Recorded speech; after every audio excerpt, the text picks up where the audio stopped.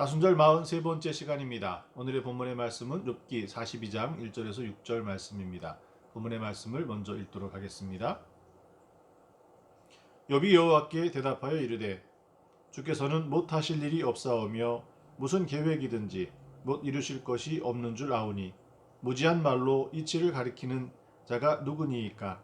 나는 깨닫지도 못한 일을 말하였고 스스로 알 수도 없고 헤아리기도 어려운 일을 말하였나이다. 내가 말하겠사오니 주는 들으시고 내가 주께 묻겠사오니 주여 내게 알게 하옵소서. 내가 주께 대하여 귀로 듣기만 하였사오나 이제는 눈으로 주를 배옵나이다. 그러므로 내가 스스로 거두어드리고 티끌과 제 가운데서 회개하나이다. 아멘.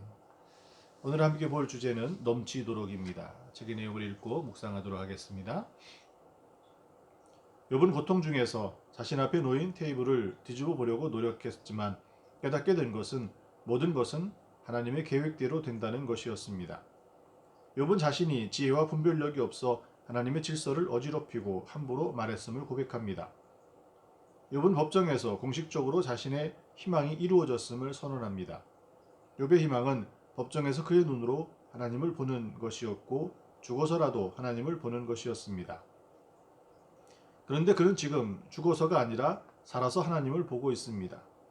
신실하신 하나님은 욥의 요구보다 넘치도록 그의 희망을 이루어 주셨습니다. 하나님은 그런 분입니다. 욥은 자신이 제기했던 소송을 거두어들이고 티끌과 제 가운데에서 회개합니다.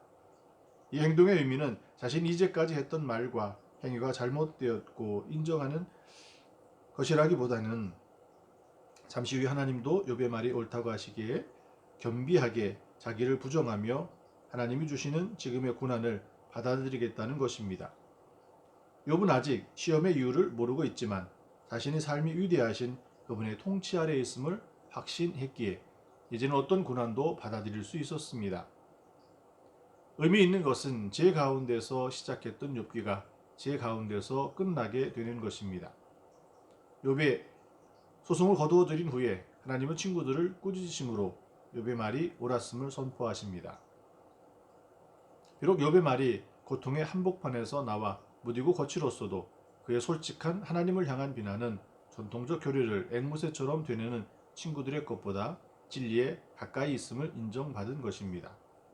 욥의 말들은 꿈이 없는 진리였습니다. 욥의 모든 것은 넘치도록 회복되었습니다. 특히 아브라함처럼 다른 이들을 위한 중재자의 역할도 회복되었습니다. 중지자를 구하던 자가 중재자가 되었습니다.